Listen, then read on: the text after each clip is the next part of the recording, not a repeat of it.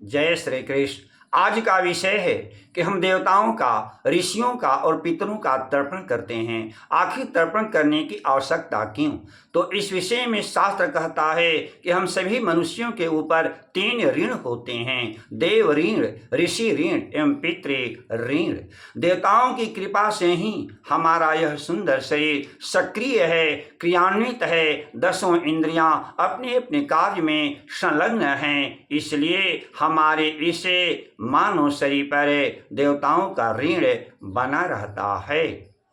ऋषि महर्षियों द्वारा रचित स्मृति, पुराण, शास्त्र एवं धर्म ग्रंथों से ही शिक्षा को प्राप्त करके हमारी बुद्धि विकसित होती है। हम ज्ञान को प्राप्त करते हैं, जीवन जीने की कला को सीखते हैं तथा अपने इस मानव जीवन को धन्य बनाते हैं। इसलिए हमारे इस मानव शरीर पर ऋषियों का ऋण बना रहता है। माता पिता के द्वारा ही हम जन्म को प्राप्त किए हैं। माता पिता के द्वारा ही हमारा भरण पोषण हुआ है। माता पिता के द्वारा ही हमारा विकास हुआ है। माता पिता ने अनेक कष्टों को सहकर हमारे तन को संवारे हैं, हमारे मन को संवारे हैं, हमारे वचन को संवारे हैं, हमारी बुद्धि को संवारे हैं तथा हमारी जिंदगी को संवारे हैं। माता पिता ने हमारे लिए ही अपनी जिंदगी को समर्पित कर दिए हैं। इसलिए हमारे इस मानव शरीर पर पितरों का ऋण बना रहता है। शास्त्र कहता है कि इन ऋणों से हम तभी मुक्त हो सकते हैं जब हम इन सभी के प्रति कृतज्ञता का भाव प्रकट करें, सम्मान का भाव प्रकट करें।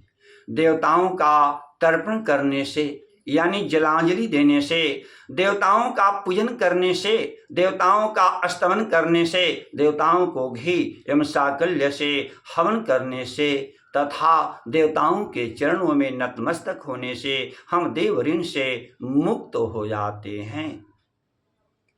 सनक, सनंदन, सनातन एवं सनत कुमार इन 4 सनकादि ऋषियों का, कश्यप, अत्रि, भारद्वाज, विश्वामित्र, गौतम, जमदग्नि एवं वशिष्ठ, इन सप्तर्षियों का तथा सनकादि आदि ऋषियों का स्मरण करने से, इन सभी का तर्पण करने से तथा इन सभी के चरणों में नतमस्तक होने से हम ऋषि ऋण से मुक्त हो जाते हैं।